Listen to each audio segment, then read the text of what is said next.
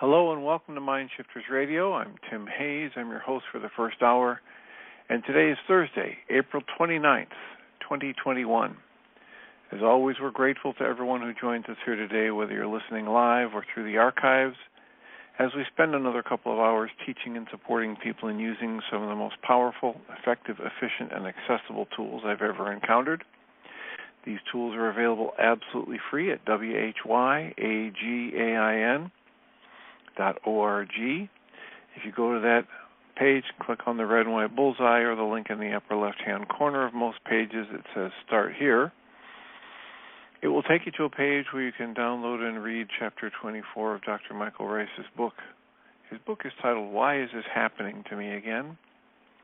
And that chapter of that book contains a narrative description of the primary tool in this work.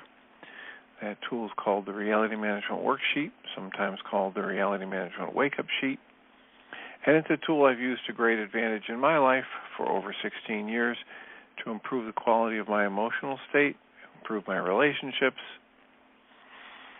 and turn any negative emotional state into part of that infallible guidance system that we've each been gifted. You can also get the actual tool itself, simple PDF file, print it off, copy it, and use it as often as you'd like. You can go to your App Store and type in the 3 words Heartland Aramaic Forgiveness. Before you're done typing the word forgiveness, you'll see the glowing heart icon. If you tap on that, it will give you access to a completely free and private app that contains the Reality Management Worksheet, an abbreviated version of that worksheet process, and a copy of the Dragon Klingon game, which is a wonderful way to introduce these tools to even younger audiences. You can also download a host of audio files of shows just like this one where people have been stepped through that worksheet process or asked clarifying questions about how the process works, or given powerful testimonials about how the active application of that tool in their lives has resulted in tremendous benefit. You can also go to your App Store. I think I already mentioned that. You can also give us a call at 563-999-3581. If you call that number and press 1, it'll put a little question mark by your phone number, and I'll announce you by your area code, and we can have a conversation. And we appreciate when people do that because it makes it easier for us to live into the intention we have with this work and this internet radio show. That intention is to be of service. We've also made the commitment this year to be working through the Course in Miracles lessons, and today would be the 119th day of the year. And the Course in Miracles workbook lesson 119, is a review of lessons 107 and 108. Lesson 107 reads, Truth will correct all errors in my mind. I am mistaken when I think I can be hurt in any way. I am the offspring of creation whose self rests safely in the mind of the Creator. Lesson 108 reads, To give and to receive are in truth one. I will forgive all things today that I may learn how to accept the truth in me and come to recognize my perfect safety, my sinlessness. Every hour on the hour, I will strive to remember truth will correct all errors in my mind. And on the half hour, I will remember to give and to receive are one thing in truth.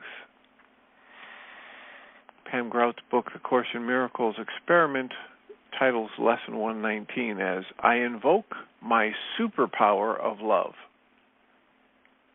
She quotes Rob Bell as saying, God says yes, we can have what we want because love wins. For morning and evening review, the 2 lessons. I am mistaken when I believe I can be hurt in any way. And I use my get-out-of-jail-free card to invoke the power of love. Pam writes, when my daughter, who was an avid Harry Potter fan, was in grade school, She and her friend Kylie ran around waving their pretend wands, casting spells, and shouting phrases such as Ascendio and Obliviate. While I don't have a wand, I do believe in invoking the power of love. It works better than any potion or charm taught at Hogwarts. The course, boiled down to its essence, says this, quote, I have one function, and it's the only thing that will ever make me happy, close quotes. Choose love, choose love, choose love. Any time love's opposite, fear, or any of the other negative emotions, rears its illusory head, I reach for my wand of love, and I know that nothing can ever defeat it. That's the guarantee of the course. Love always wins, because love is all there is, in truth. So that's our lesson for today. We have 52 minutes left. We have plenty of time for a conversation. We have spent most of the week giving monologues about various things. It's a Thursday, so there will be a Mindshifter support group available tonight through Zoom for anybody who's interested. There is an alert out. One of the books that I have highly recommended on this and other shows is Glennon Doyle's book Untamed, and you can now pre-order Glennon Doyle's book Untamed, the Journal.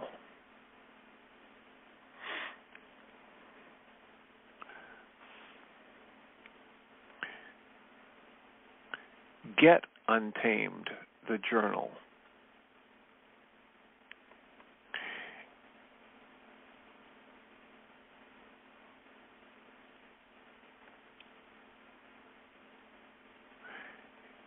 Glennon talks about how it is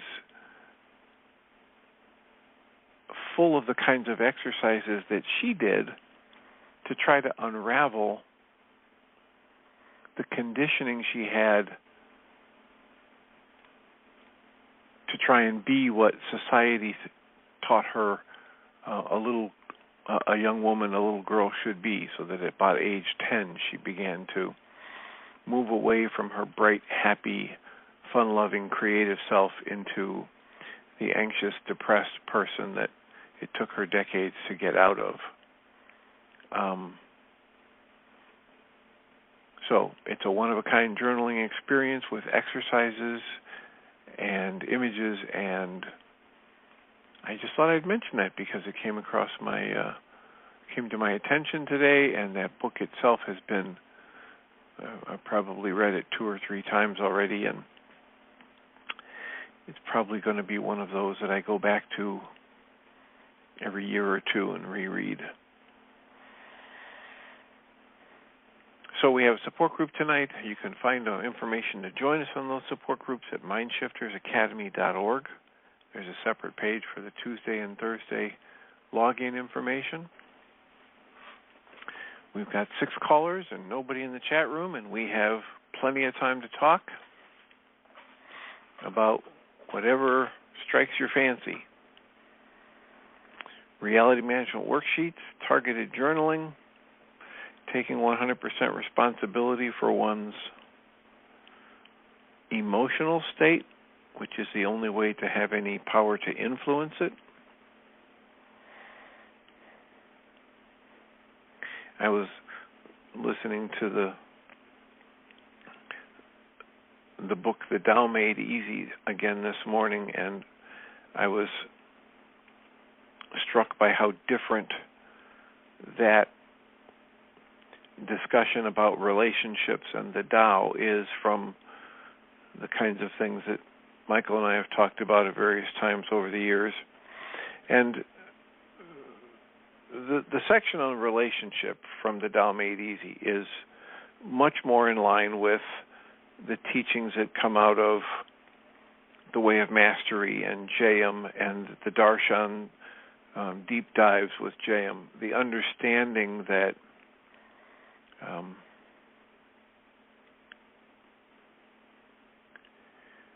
from various spiritual traditions, there are phrases like, what begins in time ends in time. And there is a time for every purpose under heaven. And so things come and go. And relationships come and go. And they come into our lives.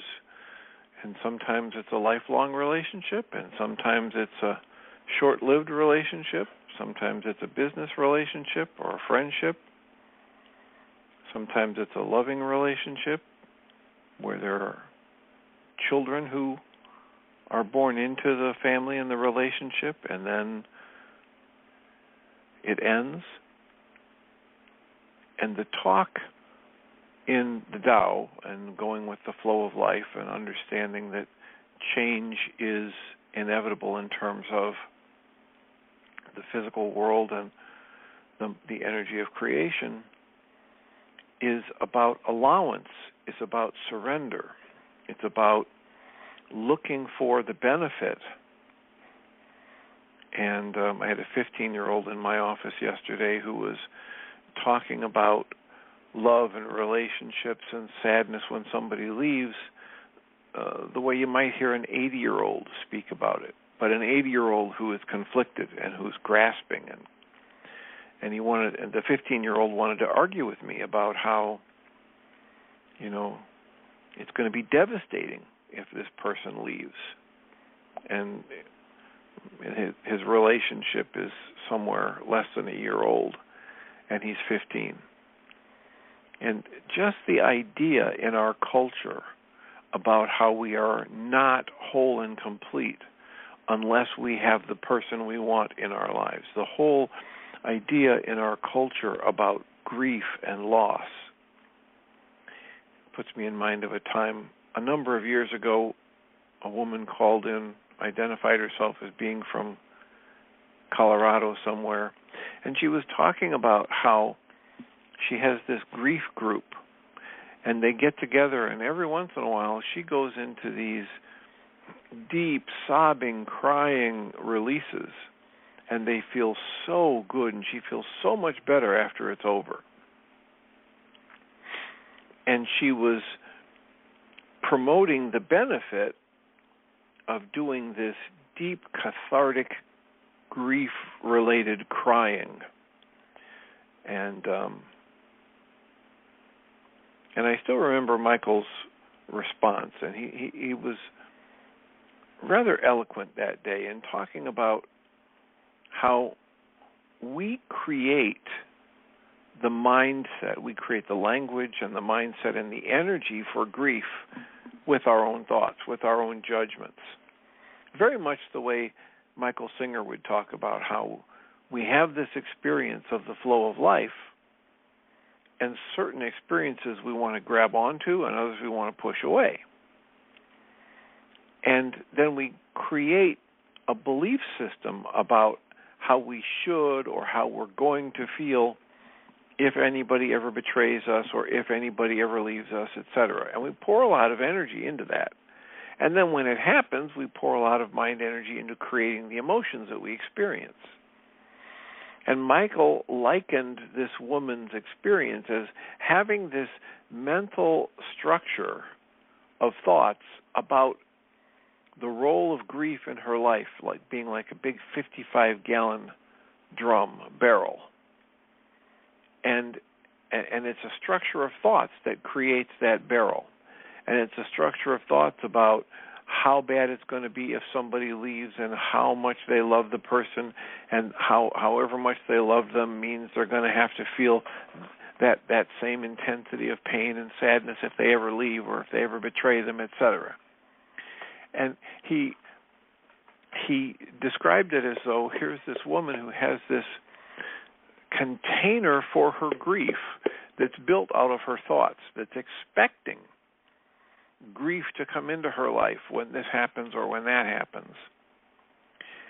And every once in a while, that grief container gets so full, because of course life does progress, and some of these things that we predict and we're afraid of and that we're convinced we can't handle, they eventually do happen. And then we generate our grief, just as we have been telling ourselves for days, weeks, months, years, or decades that we're going to have grief if that ever happened. And then as we generate that grief and we put it in this container, in this place in us where we hold our grief or we hide away from our grief, eventually the container gets full. And then we do this cathartic crying, screaming, beating our chests, screaming into a hole in the ground, or having a period of depression for X number of hours, days, weeks, etc. And it feels so good to get that barrel emptied. And Michael was trying to get this woman to understand that not only is the content of the barrel and all the grief something that she's creating with her mind energy and her thoughts, her conclusions, her beliefs, her expectations, but the actual container itself, the barrel, the expectation that she's going to go through this bad feeling and that low energy time and that depression and that deep pain, that all of that, the structure of the barrel that contains all of that grief, is also her own creation. And he talked about the use of the tools, the targeted journaling that he calls the mind shifter, the reality management worksheet, the breath work, as having the potential to dismantle the barrel so that if and when someone leaves my life because they have grown apart from me and they don't want to be with me anymore, or they die, or they get a job that has them move across the country and then they don't keep up the communication the way I had wanted, I do not automatically experience the sadness. I have a pre-programmed response pattern that leads me in that direction, and it's possible to question it. It's possible to spend far more of my mind energy celebrating all the good that I had, all the life lessons that I've had, all of the life lessons that the other person had, bringing up the memories of the good times,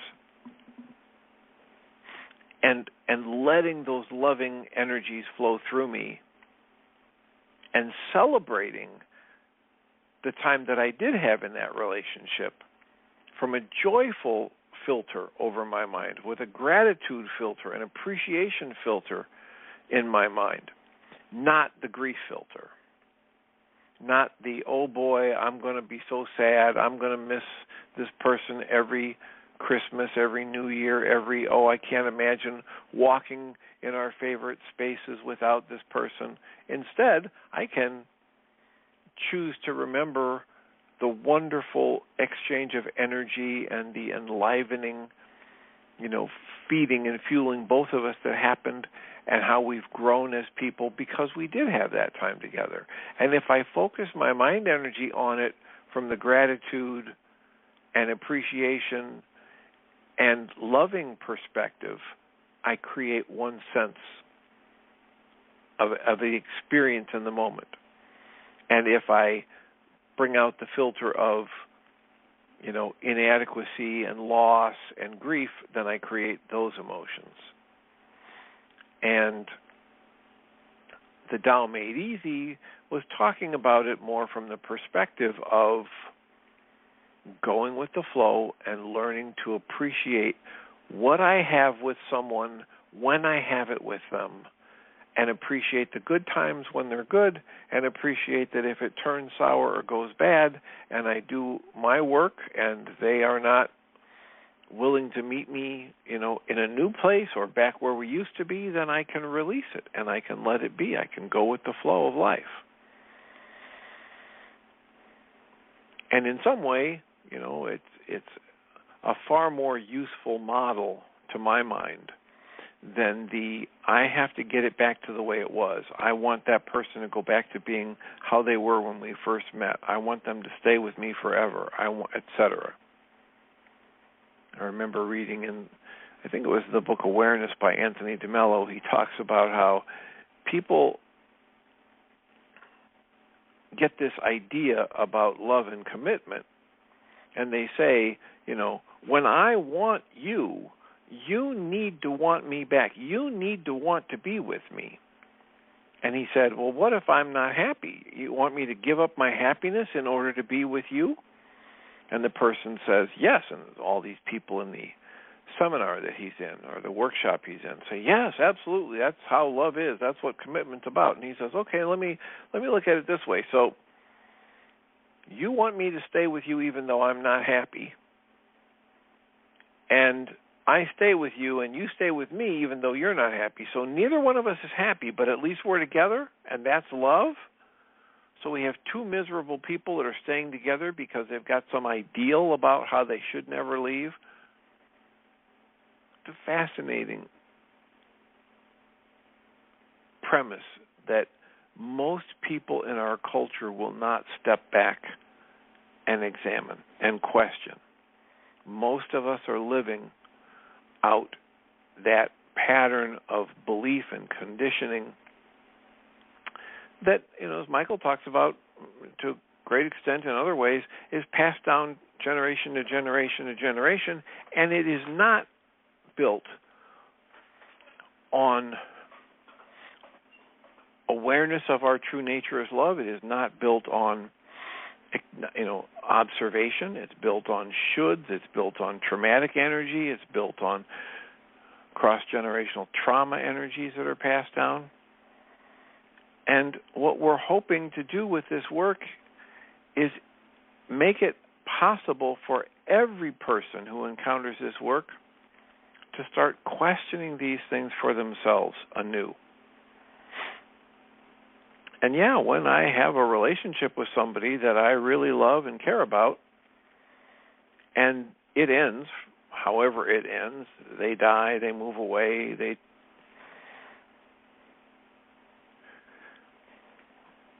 say they've fallen out of love with me, they've fallen in love with somebody else, they say we've grown apart, whatever it is, there's an adjustment for me to make. And depending upon how much of my mental and emotional energy I have invested in that person and that relationship, it could be a major adjustment and all kinds of processing that I will need to do. It is not, however, the case that I am sad because they left. And one of the ways I like to talk to people about that so they can observe it for themselves is say, look, I'm only sad when somebody leaves if I really want them to stay. Because a lot of people come into my life and they leave, and I'm glad they're gone. So the sadness or the gladness that I experience is a creation of the interpretation I place on that person and my interactions with them.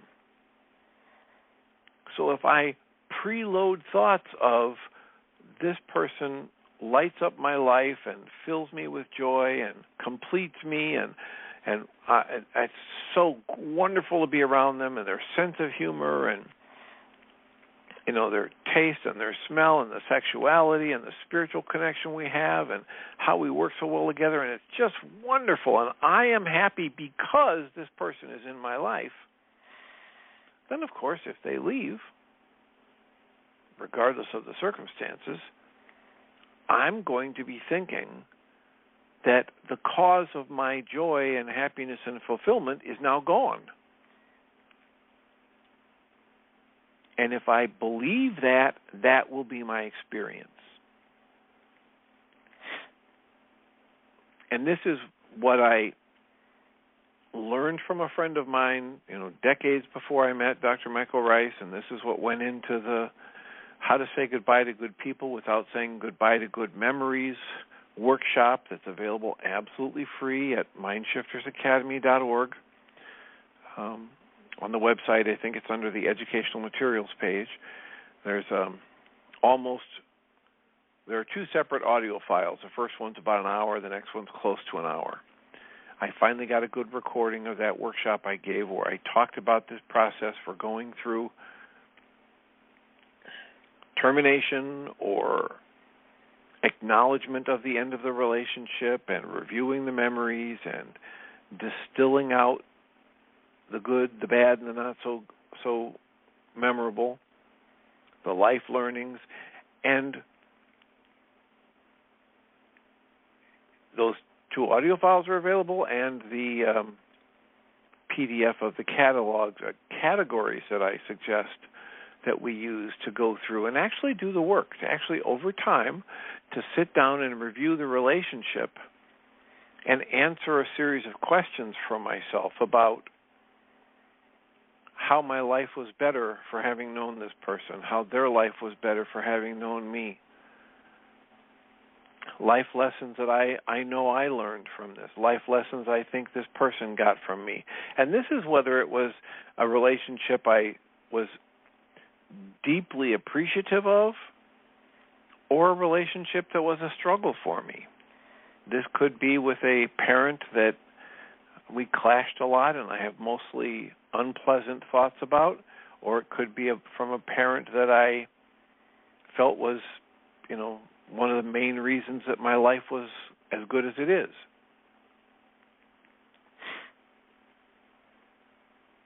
Stepping into a process like that, for me, has helped me tremendously by doing a number of things. The primary things are when I willingly engage the process and allow myself to feel and express and describe, either in writing or verbally to myself or somebody else, the emotions.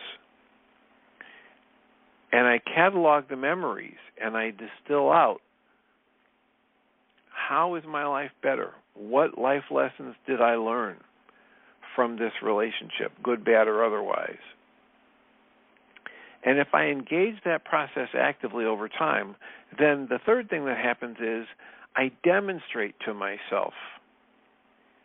I'm not lecturing myself. I'm not pretending. I demonstrate to myself that the pain and the sadness and the regret and all of those negative emotional states is not too much for me, that I live through it, that I can cry the tears and I can feel the rage and I can feel the deep sadness of the loss and I can feel the heart-aching connection of love and cherishing and appreciation, and I can let the tears come and I can feel those energies move through me, and it's not going to kill me, so I don't have to run away from them. And once that happens, then I no longer have to lock the memories and life lessons away in that part of my mind that we call, the unconscious or subconscious. Because I will know, yes, when I let myself remember that, I'll have that stab of pain and sadness and grief, but it's just a momentary thing, and on the other side of it, attached to it, is all the memories of the good, the wonderful. The good, the holy, and the beautiful, as the Way of Mastery would call us to recite it. So, the idea about the impact of a relationship on me and my emotional state being observably tied to the interpretations that I place on it and the conditioning of my family and my culture. And to have it be actively there so that I can observe it and make change in it puts me in a position of liberty to do something about it, to have a sense of agency over my emotions in the moment and my learned benefit and accumulated benefit from the relationships that I engage in throughout my life. So I will take a breath here and take a sip of water and ask if anybody's got any comments or questions. Call-in number is 563-999-3581.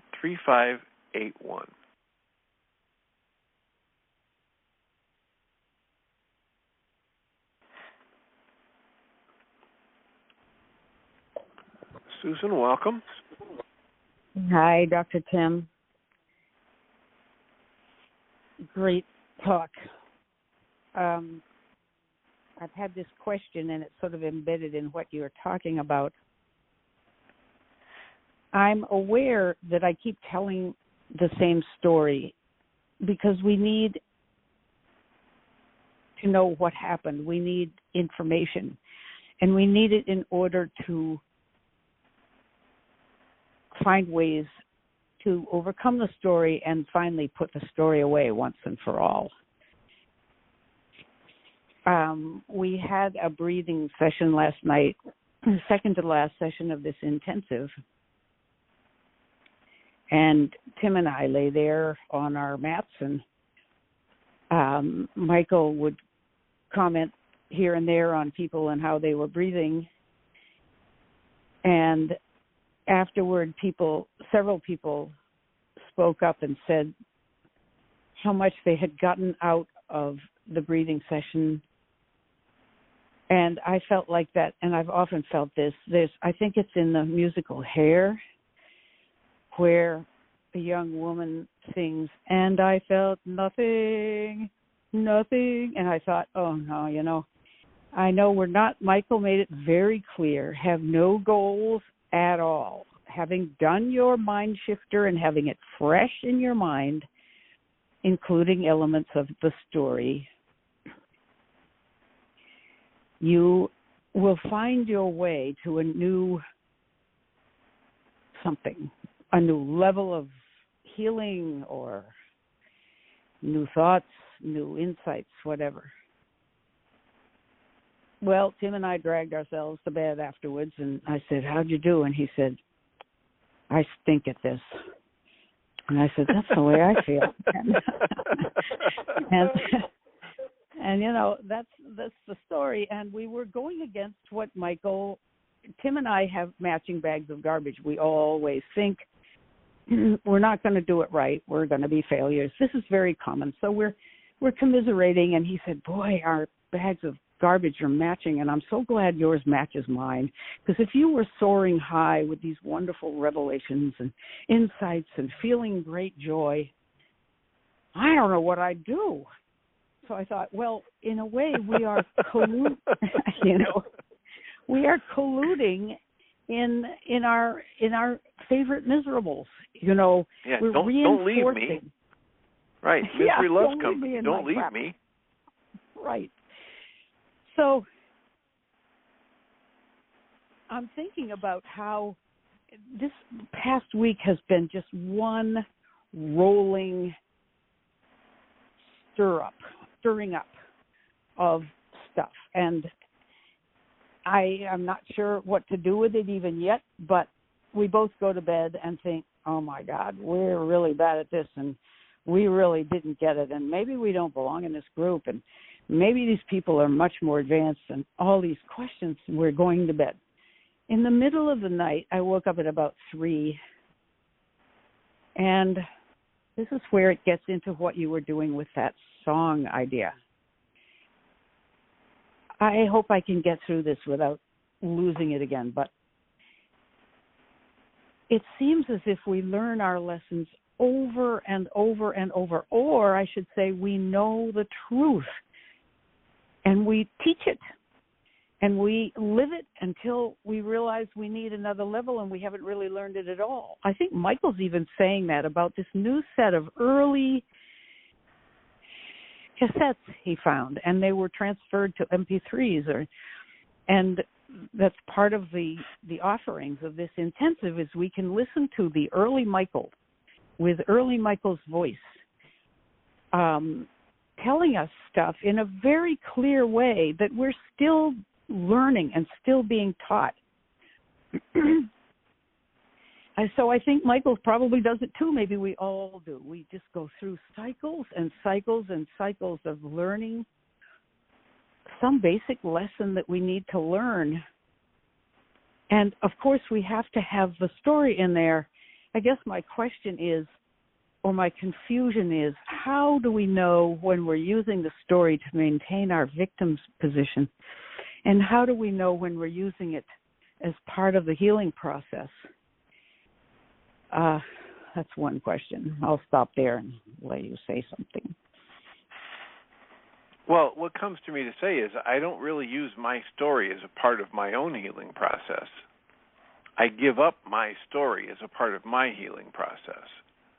And after I've done that and moved on through healing, if I'm working with somebody else or experiencing somebody else who's doing work, and I share part of my story that I went through, that might be part of their healing.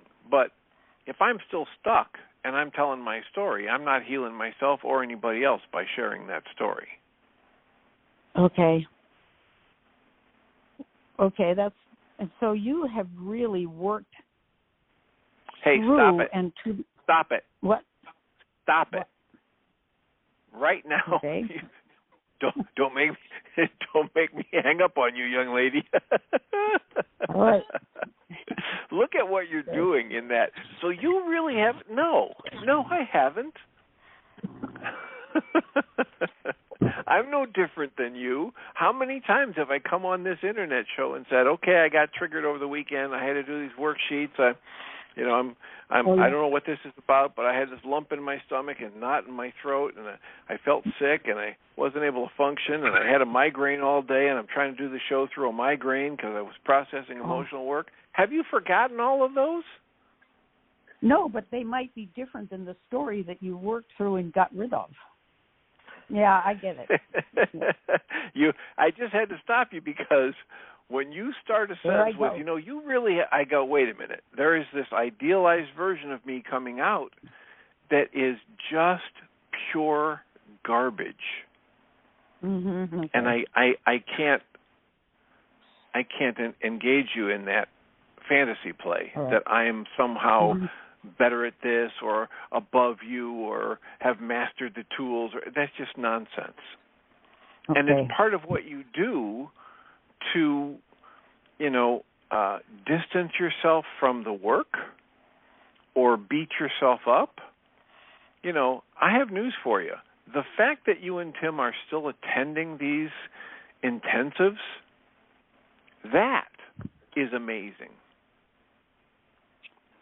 So when, just all by itself, because anybody who's been through one of Michael Ryce's intensives knows this is not fun. This is not play.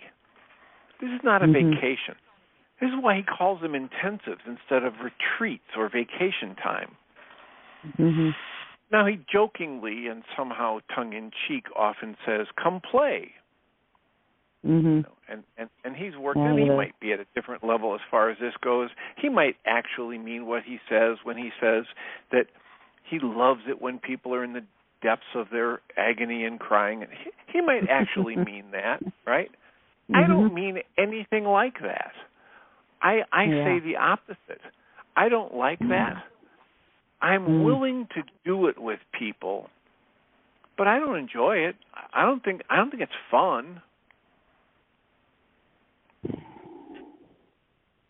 So just notice what you're doing when you build the fantasy about how other people are getting all of these great transformations and insights from their breath sessions.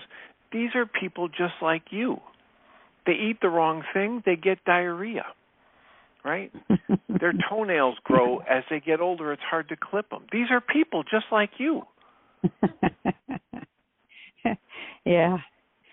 Well, so crash in on that part of your mind that wants to elevate other people above you in one way or another on this spiritual journey, and just crash it. Imagine it's this glass cathedral and you can throw a big rock at it and it'll come tumbling down. But throw that rock every time you hear yourself elevating somebody up onto a pedestal or being so far ahead of you. And then understand that when you and Tim are talking about, how you're no good at this is a wonderful catch. The way you presented it is a wonderful catch.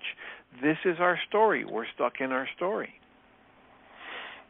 And part of our story keeps us expecting a story that we have imagined to be better or different than what we're going through.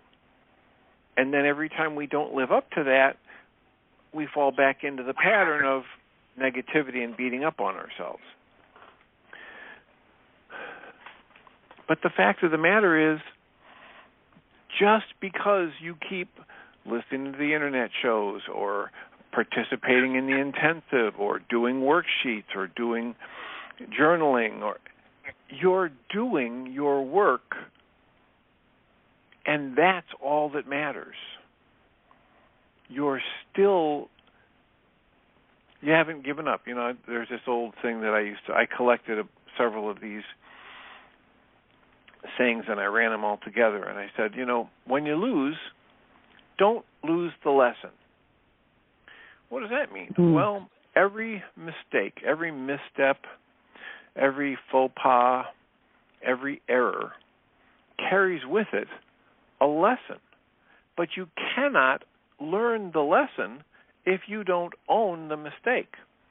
If this only happened because of somebody else and this and that, and then it's not mine, and it's not mine. It didn't happen because of me, and so there's nothing for me to learn from it. So I need to own the mistake, right? I absolutely have to own the mistake, the misstep, the faux pas, whatever. And when I lose, I don't want to lose the lesson, which means I have to take full responsibility for my part in what happened and my reaction to it, because I never truly lose until I quit. Yeah. Right? So as long as I keep going, as long as I come to the bat again, as long as I am willing to do another worksheet, or maybe I'm just fed up with the Michael Ryce work, but I'm going to pick up Byron Katie's work or the Sedona Release Method, or I'm really going to dedicate myself to doing Ho'oponopono, or I'm going to go and find somebody who's going to work with emotional transformation therapy, which uses light frequencies while I'm talking about things to help me get energetic shifts. I'm going to, as long as I don't quit, I don't lose. You never truly lose until you quit. So when you lose, don't lose the lesson. Step in, take full responsibility for it when you make an error or mistake, and then get back on the horse, as they say, right? Try another technique. And as long as you're doing that, and by every standard that I can imagine, you and your husband are doing that, so you're not losing. And you're not failing. It's not possible for you to fail. So as I said that last phrase, it's not possible for you to fail, it reminds me of this lesson in the Way of Mastery where it says, write these 9 statements on the top of 9 individual sheets of paper and then let yourself journal about them for a week at a time. It's not possible for you to be without love. It's not possible for you to be alone. It's not possible for you to taste death. It's not possible for you to taste genuine loss. You can create the illusion of loss and separation, but there is no genuine separation. It's not possible for you to suffer the dream of separation. It's not possible for you to be apart from your Creator. Here's the one for Susan and Tim Bingham. It is not possible for you to fail, period. Thank you. It's not possible for you to harm anyone or anything, and it's not possible for you to sin. But the one that speaks directly to Susan and Tim Bingham is it is not possible for you to fail.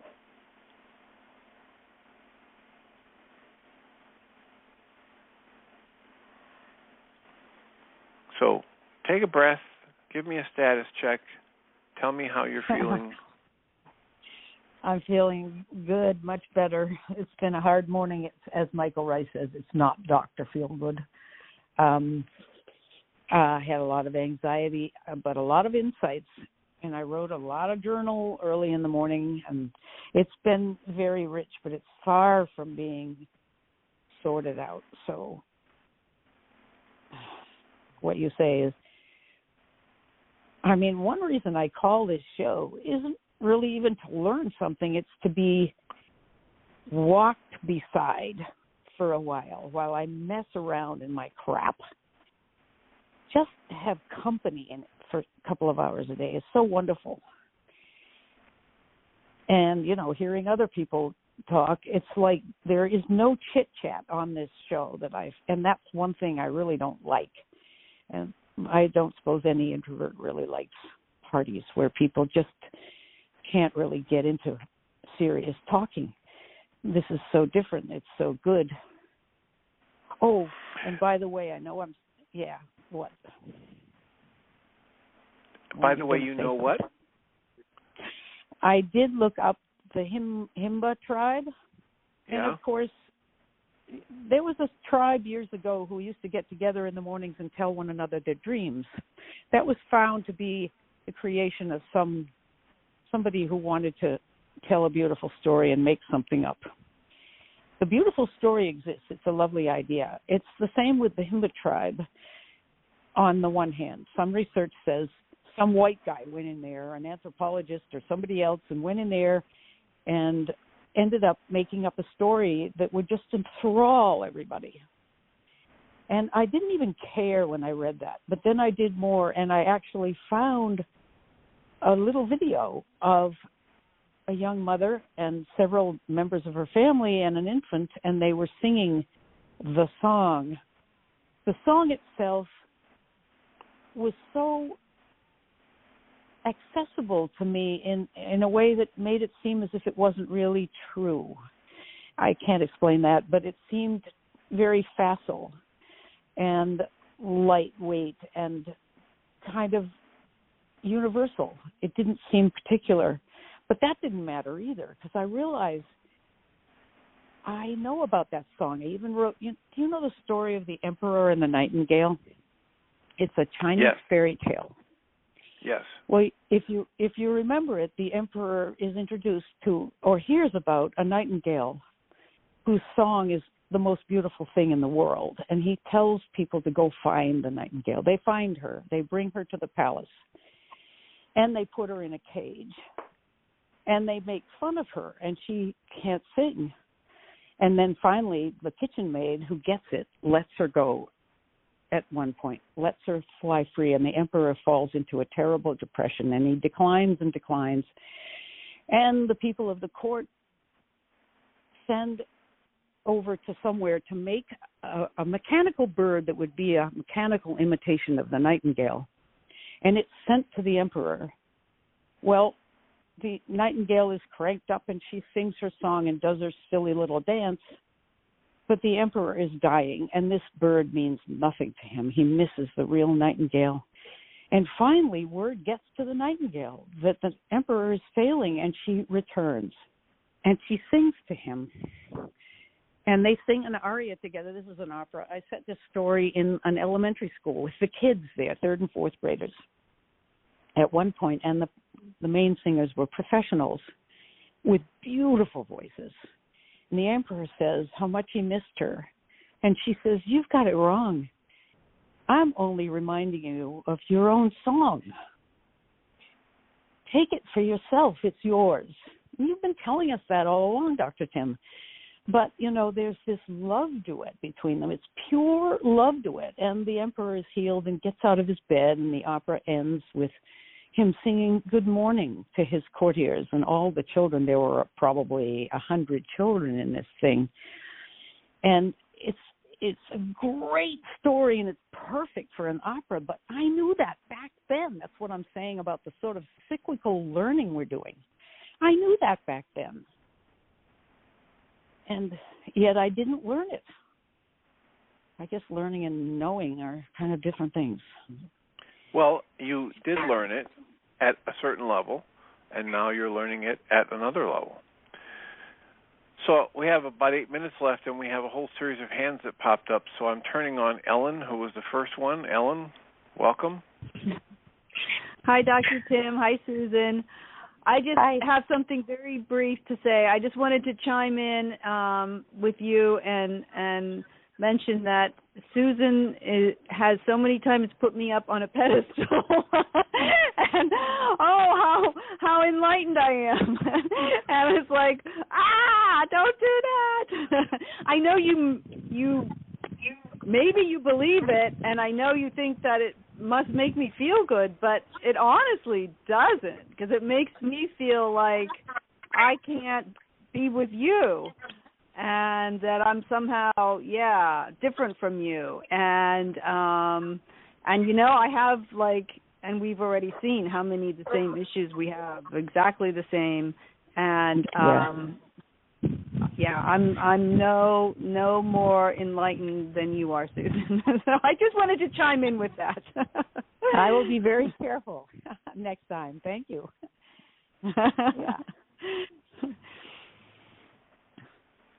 Anything else, Ellen?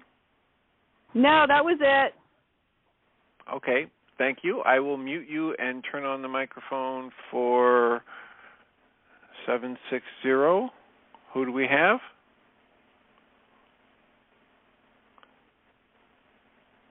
Well, apparently, technology. With Susan. There we go. Oh, okay. You got me now. Yeah, is this Ann? Yeah, this is Ann.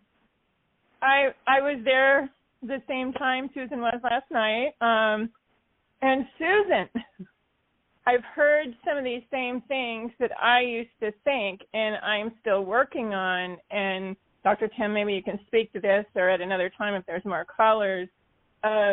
Comparison. I was always comparing people or myself to others, and of course then that's crummy because I'm never going to measure up to somebody else. It's kind of the pedestal thing as well. And, and I'm learning not to.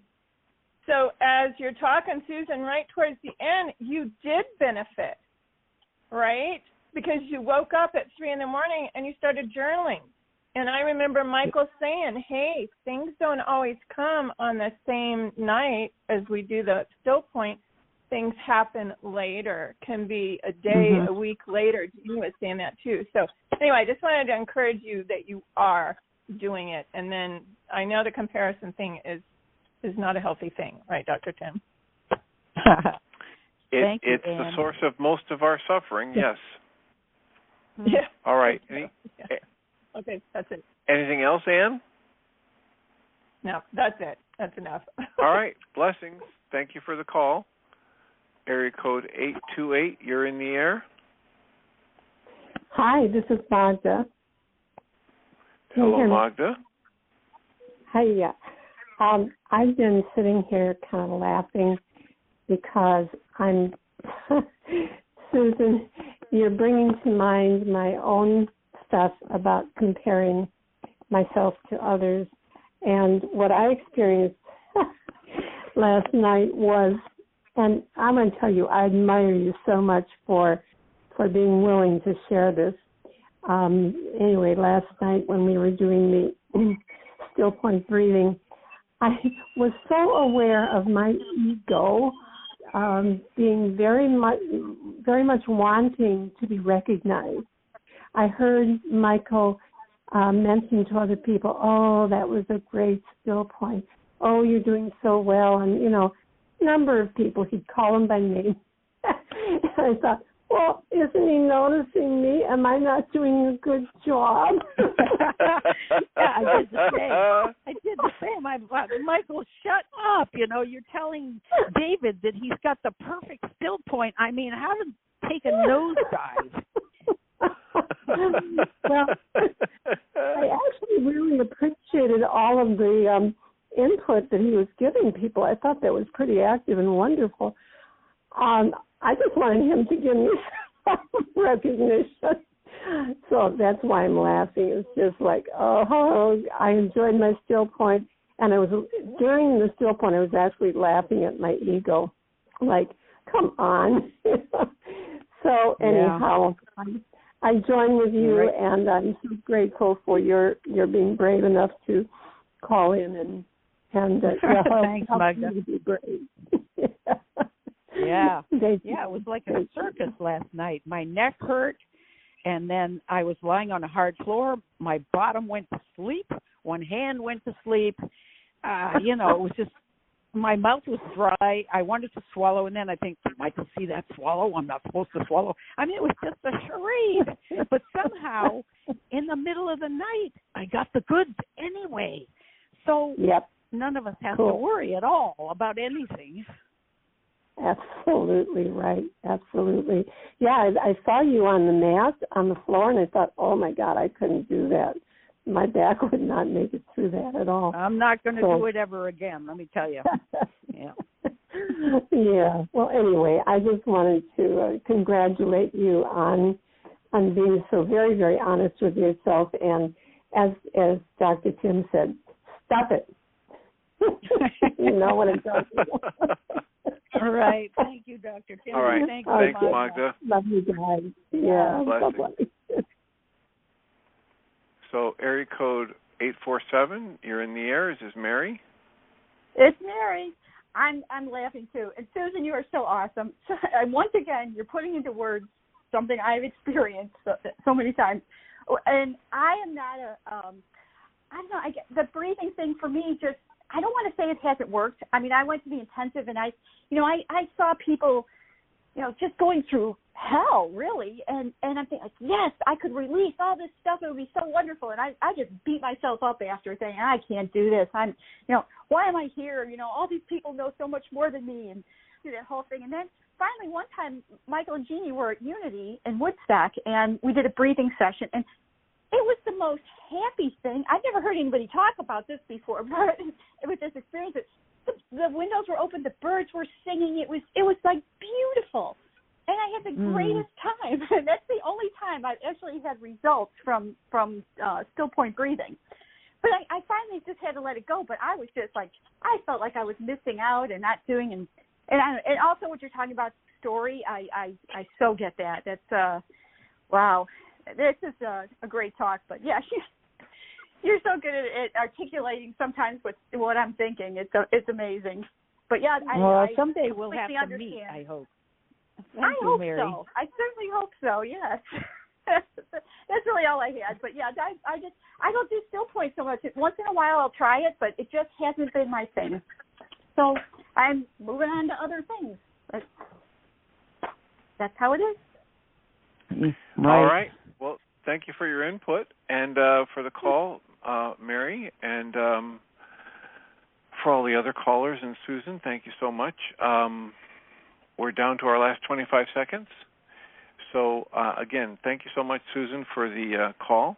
It always helps here at the end of a show to have somebody interrupt the monologue, especially when you are being as honest as you are. It benefits us all. So thank you for that. You're welcome. And I will remind us all that we come from love. We're made of this stuff we call love. We actually are love, and everything else is false. Welcome, Jeannie Ryce. Thank you, Dr. Tim. Well, with all the callers you had, I wished I had gotten on sooner, but I was tied up with Dad and the nurse and Aria, and so I'll have to go back and listen. Well, there's one hand we haven't gotten to, which is 813, and okay. I was answering them in order, but then Mary got bumped off, and then she came back on, so that's you have that person labeled. I don't know if that's who that is, but anyway, I will let you have a wonderful show, and I'll talk to you later. All righty. Have a good one. Thanks.